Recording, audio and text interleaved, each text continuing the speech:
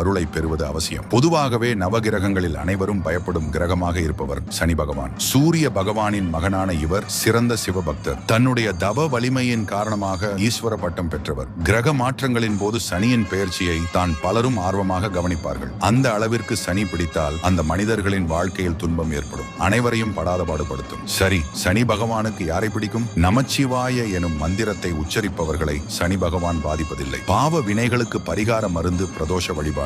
இதனை தடையின்றி செய்பவர்களை சனி பகவான் ஒருபோதும் தண்டிப்பதில்லை. அனுதினமும் சிவபூஜை செய்பவர்களை சனி பகவானுக்கு பிடிக்கும். சுத்தமும் சுகாதாரமும் நிறைந்தவர்கள், மற்றவரை அல்லல் படுத்தி ஆனந்தப்படாதவர்களை அவர் பிடிக்கும் காலத்திலும் பாவ மன்னிப்பு அளித்து பாதுகாப்பார் சனி பகவான். சத்தியம் தவறாதவர்கள் மனதில் நித்தியவாசம் செய்வாள் மகாலட்சுமி. அந்த திருமகள் இருக்கும் இடத்தை திரும்பி கூட பார்ப்பதில்லை சனி பகவான். சனி பகவான் இப்படிப்பட்டவர்களை ஒன்றும் செய்ய மாட்டார். ஸ்திரவாரம் எனும் சனிக்கிழமை விரதம், சுதர்சன எந்திர வழிபாடு செய்வது சனி பகவானுக்கு பிடிக்கும். ருத்ராட்சம் அணிந்தவர்